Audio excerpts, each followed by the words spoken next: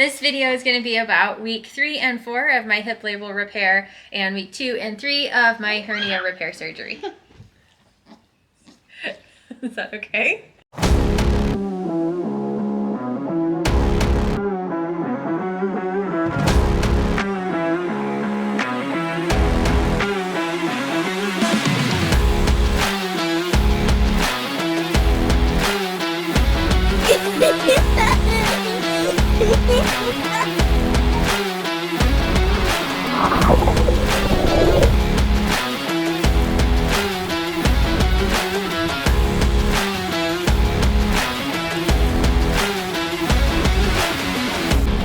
The end of week 2 and the beginning of week 3 were a little rocky. I was at the point where I was feeling okay, but I wasn't recovering fast enough, and I was getting super frustrated at that. I asked my PT if I would ever stop having pinching in my hip, and she didn't have any hopeful answers for me. She said, well, this is sometimes the frustrating thing about a hip scope is that you have some of the same pain afterwards that you had beforehand. And so just keep doing PT and keep getting that glute strength back, and hopefully that will disappear. I also had a constant side ache from my hernia surgery, which was getting super frustrating after a couple of weeks of that. So felt pretty hopeless, and just getting probably 2 doses of anesthesia was messing with my emotions. And I came to realize that and be able to process through that. And now, into week 3, I have been able to have a much better outlook and positive attitude on all of this. So the exciting part is that I got to start biking without resistance, just for that range of motion.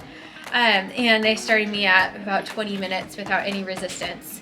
I would have been allowed to get in the water as well for aqua jogging, but I had to wait 14 days post hernia surgery, since they put mesh in there, which is a foreign object, and it's a higher risk for infection. So I biked 20 minutes for the first time at the gym, just done the little random gym bike. At first, I didn't start biking when they told me I could just do it with no resistance for range of motion, because I didn't really see any reason to. But then I wanted to just wait until 4 weeks when I could actually add resistance. But then I realized I actually needed to slowly progress and work up to that. And so I decided to start biking 20 minutes and then add 5 minutes to that every single time. So my body would be ready for adding resistance going into week 4. I also was trying to gradually walk more, because that was supposed to help with my recovery from my hernia, and it was getting me outside and with some friends. But during that week 3, it really started to increase the pain that I had in my hip, so I had to stop doing walks. I think the most important thing that I learned in week 3 was to listen to my body and to really listen to what it was telling me. I was getting mixed signals, I think. I was getting really frustrated and confused with like trying to do more, but then having pain and needing to back off. But I think I finally found my rhythm and my groove of what I can do to help progress without doing any detriment and pushing me backwards in recovery. Week 4 of labral repair, week 3 of hernia surgery, I got to get in the water because we were 14 days out from my hernia surgery. So I got an aqua jog for the first time, which was interesting. I understood the pain that aqua joggers have for getting splashed and yelling at swimmers for splashing, because I did not like getting splashed in the face, but it was still fun. And I did a lot of this before I was racing in Kona, in between the PTO US Open and Kona, because I couldn't run outside. But in that build-up, I was able to still put a little bit of pressure on it. So I put shoes on and I would aqua jog on the bottom of the pool and have more of a real motion and hit the bottom with my feet. I'm not allowed to obviously do that impact yet, and so I had to use a floaty belt to do it. And I really don't like it because I can't get my heart rate up at all. I don't feel like I'm getting a workout, but I have to remind myself I'm getting that neuromuscular connection going again, so I can have not that weird feeling when I start running again for real. I've done 3 aqua jogging sessions of 30 to 40 minutes each time, and just, down and back, down and back. I can go down and back, and it's about 3 minutes. So it gives me something to do and to feel somewhat normal. So that's where everything turned mentally, when I have been able to actually train and, well, train to an extent and feel like myself again. So I had my post-op with Dr. Williams this week, and didn't really get much more information on what I can't do, other than they told me to do heat on my incision and massage as well. And still don't lift over that 20-ish pounds for 6 weeks total, so another 3.5 weeks, or increase that inner abdominal pressure. But they said I can swim, bike, and run. And so those two things are really completely opposite to me, because I use my core a lot while I swim. And so back to the internet I went to try to find some articles, research articles, to see what knowledge was out there. I found one that talked about how there really aren't that many studies at all on the recommendations after hernia surgery, and the limitations that they put on people is just all dependent on how big the hernia is and what type of surgery you get. There's robotic, laparoscopic, or open, and how they actually fix the hernia. So some surgeries, they say 2 weeks is actually enough, and you don't need to have any restrictions after that. And the actual surgery that I got there, they put mesh on top and beneath the hernia hole. They said they tested the tensile strength of the tissues after the repair, and they were actually the same as the normal tissue. And so that was really helpful to me to realize that, and maybe see that I could actually start swimming, but still build up slow, still be careful, don't increase pressures and everything too much, because I don't want to have a repeat surgery.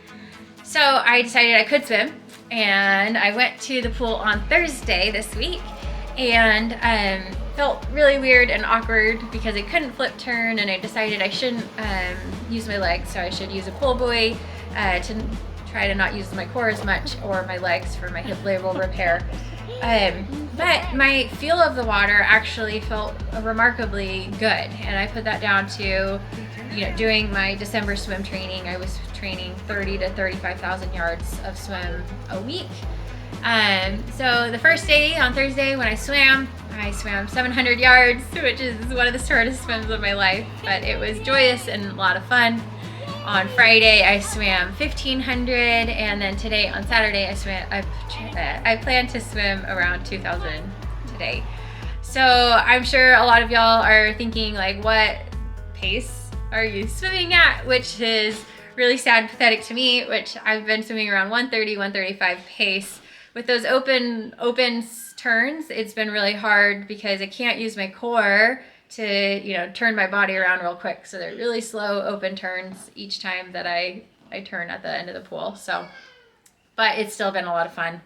Yeah, it's been so much fun to be training again, to have some type of swim, bike, or run right now makes my soul so happy, and making progress slowly, and backing off where I feel like things are too much.